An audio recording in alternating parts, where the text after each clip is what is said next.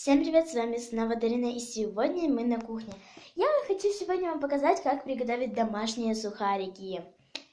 Итак, давайте начнем. Для приготовления вот таких вот сухариков нам понадобится хлеб, нарезанный кубиками или полосочками, любая приправа, соль или перец, а также масло. Итак, берем, нарезаем кубиками хлебушек. У меня это батон. Сейчас вам покажу, как я нарезала. Вот. Я уже приправу положила. И заливаем маслом. Микроволновку ставим на 3 минуты где-то. Я ставила на 2,5, чтобы они не сгорели.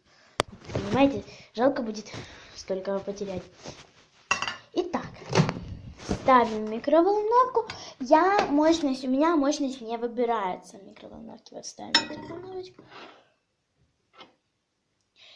Делаем.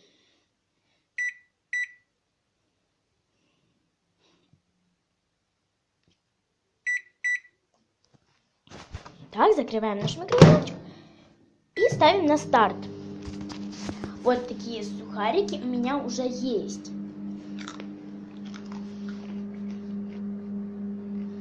Через 2 минуты я вернусь, и мы посмотрим, что получилось. Итак, вот уже последние секунды, и на кухне уже такой запах, вот слышите, уже все. На кухне такой, знаете, приятный аромат приправы, которую я использовала. Кстати, за это время я уже успела помыть посуду. За 2 минуты. О, внизу она поджарилась. Круто. Давайте сравним. Холодный сухарик.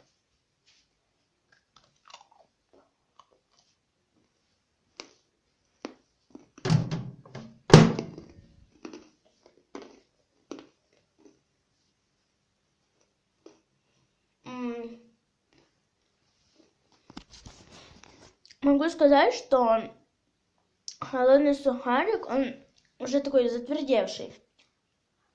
А горячий еще очень горячий.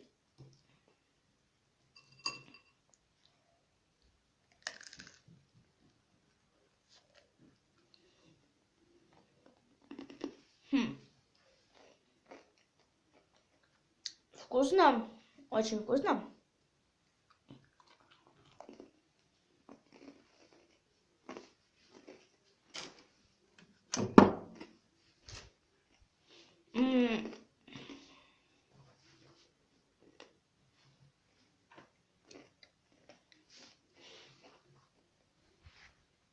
Лично, по моему мнению, мне больше понравились горячие сухарики, чем холодные. Холодные они уже затвердевшие, и приправа стала такой более острой.